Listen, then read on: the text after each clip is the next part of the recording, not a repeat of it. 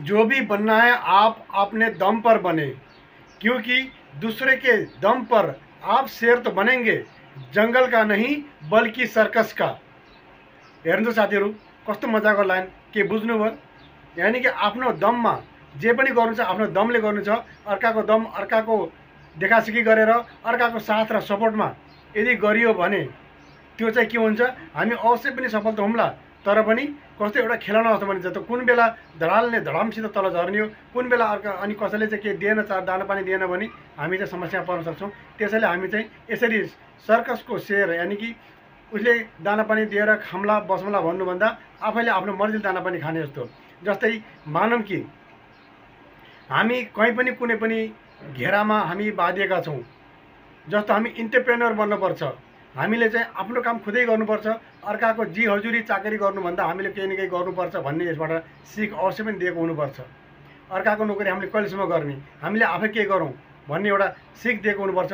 तर हामीलाई चाहिँ नेपालमा वातावरण त्यस्तो मिलाइएको छैन, त्यस्तो वातावरण छैन। केही गरौँ है भन्न खोज्नेहरूलाई चाहिँ यहाँ के गरिएको छ भनेपछि हाम्रो मार्केट व्यवस्था, हाम्रो अर्थव्यवस्था र हामीले गर्नुपर्ने कामहरूलाई चाहिँ त्यसलाई चाहिँ हामीलाई चाहिँ के छ, वातावरण मिलेको छैन।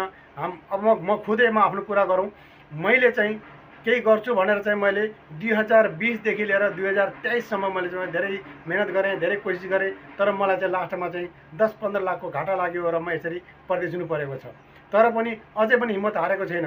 त्यसैले गर्दाखेरि आफू ठक्कर खाएर, आफू समस्यामा परेर त्यो एउटा तजुर्बा कनेक्ट गर्नुभन्दा तपाईँ अर्काले भनेको र यसो गरौँ उसो गरौँ र यो गर्नुहुन्न है भनेर चाहिँ अर्काले भनेको कुरालाई चाहिँ अनुसरण गर्नुहोस् र तपाईँले के गर्दा कसो गर्दा राम्रो छ, तपाईँमा के क्वालिटी छ त आफ्नो क्वालिटीलाई आफैले पहिचान्नुहोस्, चिन्नुहोस् कि तपाईँभित्र के क्षमता छ त। त्यो क्षमतालाई चाहिँ बारम्बार निरन्तर प्रयास गर्नुहोस्, अभ्यास गर्नुहोस् र त्यो अभ्यासबाट नै केही न केही हासिल पाइन्छ हैन।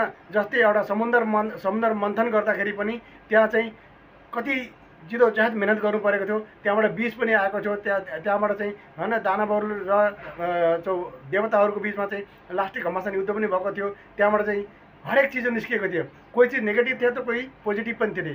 त्यस्तै तरिकाले हाम्रो एउटा समुद्र मन्थन जस्तै हो हाम्रो एउटा व्यवहार पनि। हामीले गर्न खोजेको व्यवहार, हामीले गर्न खोजेका कामकाजहरूबाट पनि हामीलाई त्यस्ता खालका समस्याहरू आउन सक्छन्। तर पनि नडगमगाइकन निरन्तर कन्टिन्युसली हैन त्यसलाई चाहिँ हामी लगातार लागिरह्यौँ भने अवश्य पनि सफल हुन्छौँ। त्यसैले गर्दाखेरि तपाईँ अहिले जुनसुकै उमेरमा हुनुहुन्छ, तर पनि तपाईँको यदि मन स्वस्थ छ तर तपाईँको मनले चाहिँ, तपाईँको दिमागले चाहिँ काम गर्न खोज्छ, तपाईँभित्र चाहिँ पोटेन्सियल पावर छ, तपाईँभित्र क्षमता छ भने तपाईँले कुनै पनि काम गर्न सक्नुहुन्छ।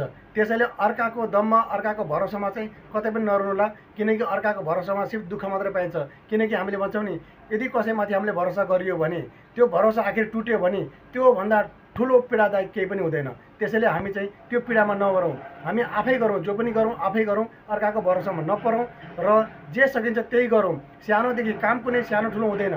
हामीले चाहिँ एक्कासी ठुलो लगानी लगाएर काम गर्न खोज्छौँ, तर हामी एक्कासी चाहिँ तल खस्छौँ र हामीले चाहिँ उठ्नै नसक्ने गरी हामीलाई चाहिँ समस्या पर्छ।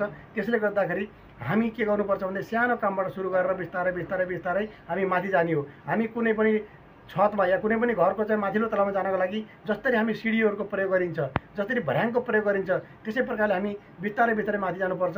हामी एक्कासी माथि जान खोज्यो भने के हुन्छ भने खुट्टो चिप्लेर हामी कुनै पनि बेला लड्न सक्छौँ, पल्टिन सक्छौँ र हामी दुर्घटनामा पर्न सक्छौँ। त्यस्तै एउटा हाम्रो आर्थिक दुर्घटना पर्न सक्छ। त्यसले गर्दाखेरि तपाईँहरूभित्र जे पनि तपाईँको पोटेन्सियल छ, हर व्यक्तिभित्र केही न केही क्षमता छ, त्यो क्षमतालाई चिन्ने प्रयास गर्नुहोस्, पहिचान्ने प्रयास गर्नुहोस्, जान्ने प्रयास गर्नुहोस् र त्यसलाई चाहिँ अभ्यास गर्नुहोस् र अभ्यास गरिसकेपछि हामी अवश्य पनि माथिल्लो तलामा पुग्छौँ भन्ने मेरो एउटा सोचाइ हो। त्यसैले गर्दाखेरि तपाईँहरू जुनसुकै अवस्थामा नि हुनुहुन्छ त्यसलाई चाहिँ अनुसरण गर्नुहोला। र हजुरलाई यो भिडियो कस्तो लाग्यो, यो जानकारी कस्तो लाग्यो, यदि मन परेदेखि सेयर गर्नुहोस् र हजुरभित्र बसेका केही जिज्ञासाहरू छन् भने त्यो जिज्ञासालाई पनि कमेन्टको माध्यमबाट तपाईँले भन्न सक्नुहुन्छ। हजुरको कमेन्टको जवाब म अवश्य पनि दिनेछु भन्दै म अहिले बिदा हुन्छु। नमस्कार।